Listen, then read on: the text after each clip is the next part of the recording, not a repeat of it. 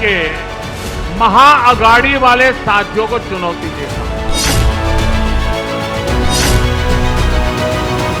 उन्होंने चैलेंज किया तो मैंने भी चैलेंज किया। आओ मोदी साहब। मोदी जी कुछ भी करें, जैसे ही इंडिया गठबंधन की सरकार बनेगी, जाति जनगणना होगा।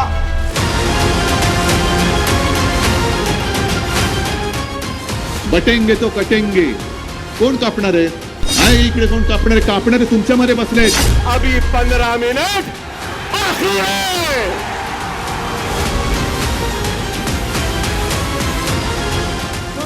वैसी छत्रपति संभाजी नगर, किसी का बाप भी पैदा हुआ अब ये नाम नहीं बदल सकता।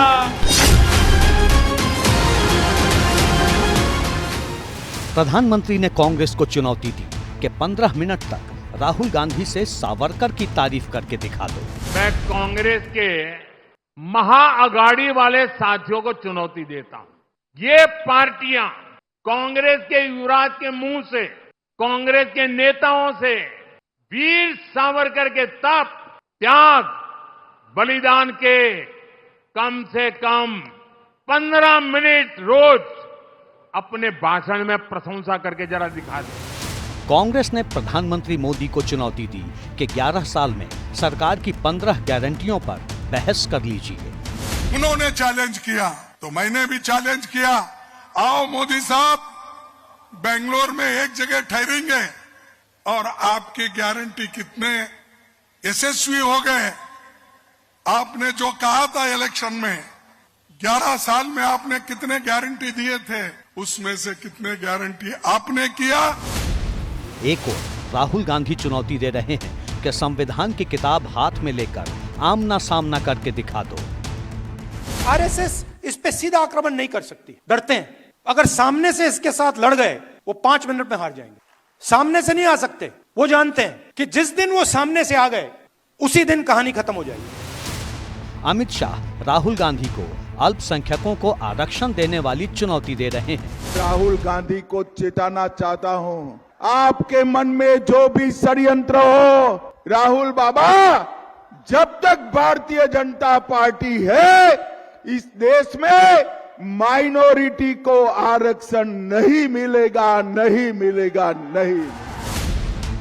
उद्धव ठाकरे बीजेपी को बटेंगे तो कटेंगे के नारे पर चुनौती दे रहे हैं। बटेंगे तो कटेंगे। कोण कापणार आहेत? आहे इकडे कोण कापणार आहे? कापणारे तुमच्यामध्ये बसलेत, ज्यांनी माझ्या कार्यकर्त्याची बोटं कापलेत। तुम्हाला आता राजकारणामध्ये आम्ही कापणार आहोत। नेताजी आ रहे हैं, नेताजी जा रहे हैं। यहाँ रैली है, वहां रोड शो है। एक की चुनौती है, दूसरे का पलटवार है।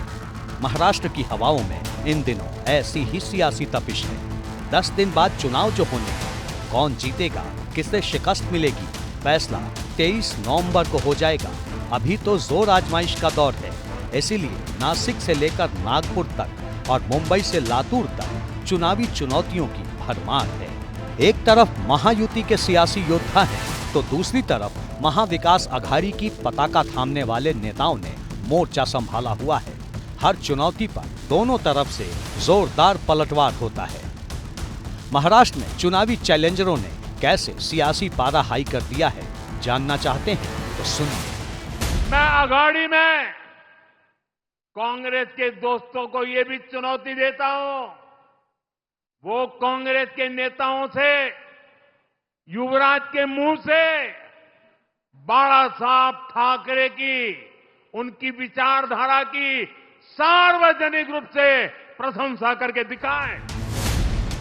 प्रधानमंत्री ने कांग्रेस को बाला साहेब की तारीफ करने की चुनौती दी, तो गृह मंत्री अमित शाह ने उद्धव ठाकरे को चैलेंज कर दिया। मैं आज इस मंच से उद्धव ठाकरे जी को पूछना चाहता हूं, क्या वो कांग्रेस के नेता राहुल गांधी को इतनी विनती कर सकते हैं कि वीर सावरकर के लिए 2 अच्छे शब्द बोल दे।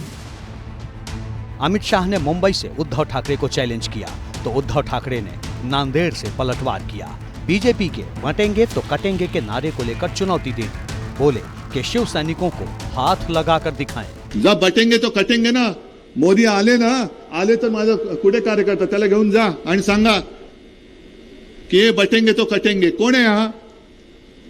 काय त्याचा गुन्हा? शिवसेनेचं काम करतोय.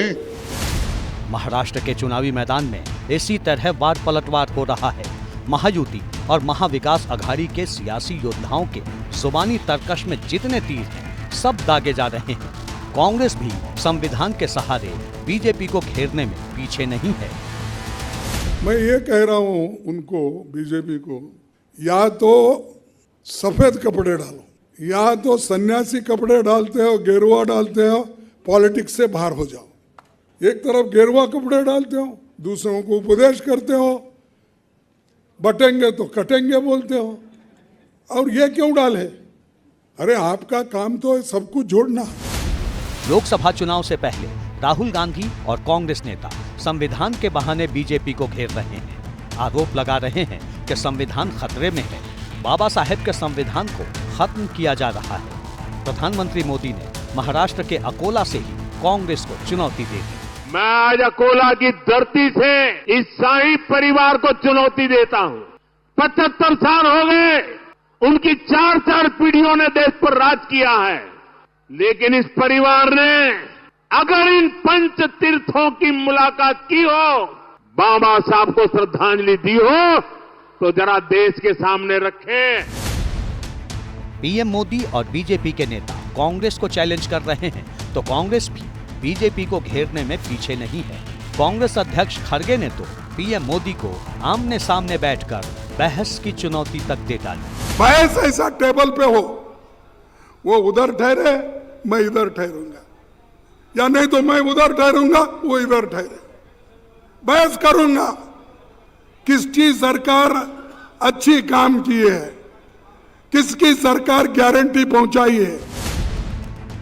महाराष्ट्र में जैसे जैसे चुनाव की तारीख करीब आ रही है, जुबानी शब्द बाणों का सिलसिला तेज होता जा रहा है. पुणे से चुनौती मिलती है तो नासिक से जवाब मिलता है. महाराष्ट्र के चुनाव में चुनावी चैलेंजर का ये तो ट्रेलर भर है. अभी तो जुबानी वार पलटवार की पूरी पिक्चर बाकी है.